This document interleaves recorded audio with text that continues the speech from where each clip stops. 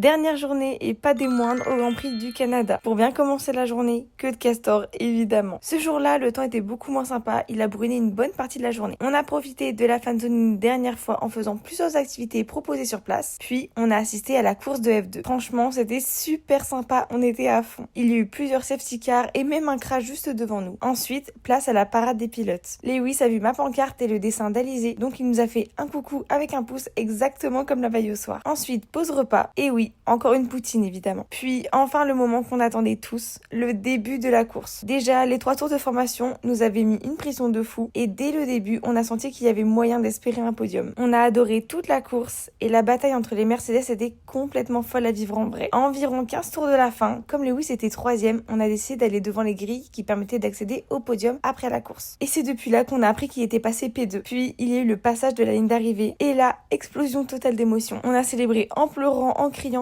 complètement surexcité à l'idée d'aller sous le podium le voir. Sauf que les grilles ont ouvert pendant les hymnes, donc on a dû partir dans un énorme sprint pour ne pas louper davantage. Je crois que j'ai jamais autant couru de ma vie. On a finalement réussi à arriver pour la remise des trophées. C'était super dur de filmer parce que j'étais complètement essoufflée et en train de pleurer en même temps. Je n'arrivais pas à croire que j'étais en train d'assister au podium de Lewis juste devant mes yeux. Je suis tellement fière de lui et surtout ça faisait tellement du bien de le voir heureux comme ça. Après ça, direction la sortie du paddock, on a croisé un peu de monde comme la veille, mais on a vite été mise dehors parce que le circuit fermait. Et il a fallu dire au revoir à ce week-end extraordinaire à tous les niveaux. Quel bonheur de vivre tout ça, je suis tellement heureuse. Et je vous donne déjà rendez-vous dans une semaine pour les vlogs au Grand Prix de Monaco.